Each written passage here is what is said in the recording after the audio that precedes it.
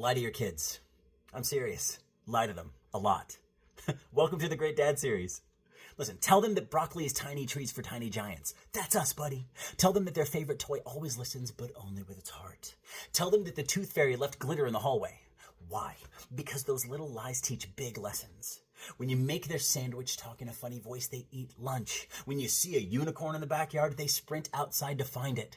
When a leprechaun trashes the kitchen, they forget about Roblox for just a second.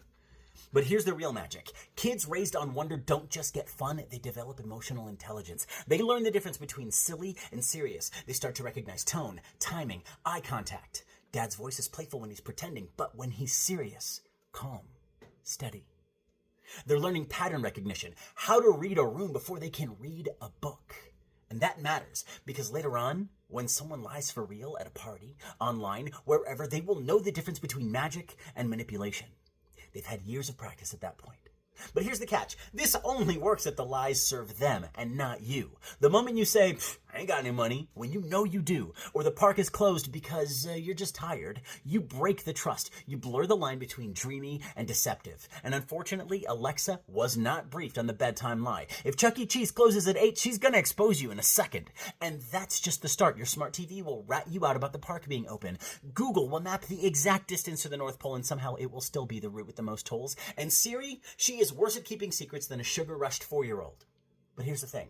Even when technology exposes a bit of our magic, it is not destroying your childhood. It is reminding us to change up the ways we create wonder. There's no pressure to be perfect. You just do what you can. But don't forget that the magic dies when the tale gets too tall and you cross the boundary between fairy tale and fib. So go all in on those fairy tales. Tell them that the vegetables give them superpowers. Pretend that the wind is actually a dragon flying overhead. Leave impossible clues from magical creatures. They will remember those forever. But when they ask about death, be honest. When they ask about divorce, be gentle but real. When they ask why people are cruel, tell them the truth, because that's how they learn. Magic is for wonder, and truth is for wisdom. Drop a thumbs up if you ever ate dinosaur trees or tried to catch a sleep fairy, and then tell me, what's the best lie that you've ever told your kid? Go get to dadding.